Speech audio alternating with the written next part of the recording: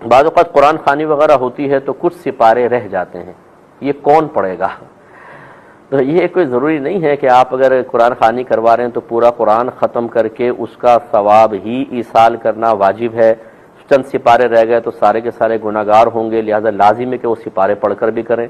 جتنا آپ قرآن پڑھیں گے اس کا ثواب ایصال کر سکتے ہیں۔ اگر 26 سپارے پڑھے تو 26 سپاروں کا ثواب میت تک پہنچ جائے گا، باقی 4 کا پڑھنا کوئی فرض واجب نہیں۔ خود نفس قرآن خوانی کوئی فرض واجب نہیں ہے، بلکہ جو ہمارے ہاں غلط طریقوں سے قرآن خوانیاں ہو رہی ہیں کہ سارے کے سارے بچے جمع ہو جاتے ہیں یا گھر والے اور بعض وقت بلند آواز سے پڑھ رہے ہوتے ہیں، یاد رکھیں یہ گناہ کی صورت ہے۔ سب اتنی آواز سے پڑھ سکتے ہیں کہ اپنے کان تک آواز بس پہنچے، آہستہ آواز میں پڑھیں اور جتنے سپارے ختم ہوں بس اس کا ثواب ایصال کریں۔ اور یہ طریقہ کار بھی غلط ہے کہ ایک صفحہ تم پڑھ لو ایک صفحہ میں پڑھ لیتی ہوں، یہ خواتین میں ہوتا ہے نا، تم یہاں والا پڑھو میں یہ والا پڑھ لیتی ہوں، پھر وہ پلٹیں گی وہ اگلے صفحے پر آ جائے گی۔ لازم بات ہے کہ جو یہ والا صفحہ پڑھ رہی ہے اور یہ والا دوسری پڑھ رہی ہے تو یہ جب آگے صفحے پر آئیں گی تو ان کا پڑھا ہوا جو آخری لائن کا مضمون ہے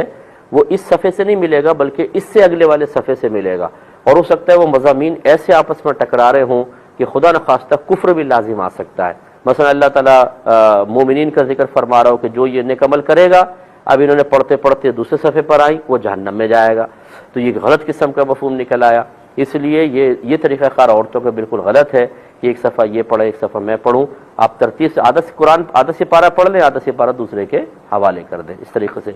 ایک